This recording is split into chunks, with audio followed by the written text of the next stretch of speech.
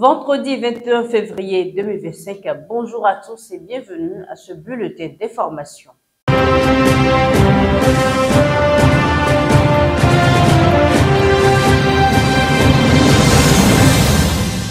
On démarre avec cette nouvelle du Sénégal lors du Conseil des ministres tenu ce mercredi 19 février 2025. Le Premier ministre Ousmane Sonko a annoncé l'organisation de fouilles archéologiques pour connaître la vérité sur le nombre de tirailleurs africains tués par les forces coloniales françaises lors du massacre de Thiaroye près de Dakar le 1er décembre 1944, alors qu'ils réclamaient leur solde pour avoir combattu aux côtés des Alliés contre les nazis allemands. Cette décision du gouvernement sénégalais est appréciée des historiens et autres spécialistes qui s'estiment heureux de contribuer à la réécriture de l'histoire.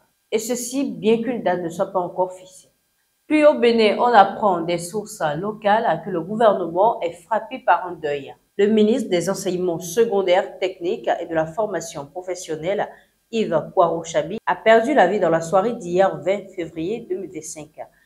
Accompagné de son épouse, du chauffeur et de son garde du corps, il se rendait à Parakou dans le cadre de la célébration de la 26e édition de la langue maternelle.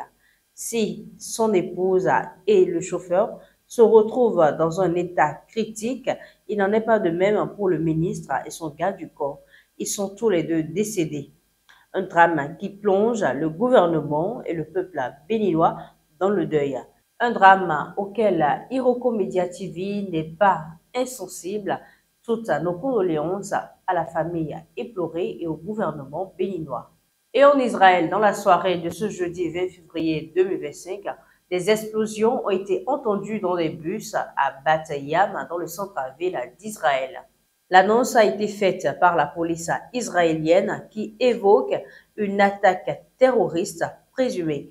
Le ministère de la Défense a ordonné à l'armée israélienne d'intensifier ses offensives en Cisjordanie. Je cite, « Les unités de déminage de la police recherchent d'autres objets suspects. Nous demandons instamment au public d'éviter les zones concernées et de rester attentifs à tout objet suspect », a fait savoir la police qui fouille. Par ailleurs, le maire de Bat Yam, Sivika Brot, a déclaré qu'il n'y avait aucun blessé dans ces incidents. Le rapport préliminaire de la police parle d'une attaque terroriste présumée. Ces explosions font réagir jusqu'au plus haut sommet de l'État juif. Ce sera tout pour cette tranche d'information. Merci de nous avoir suivis. Agréable journée.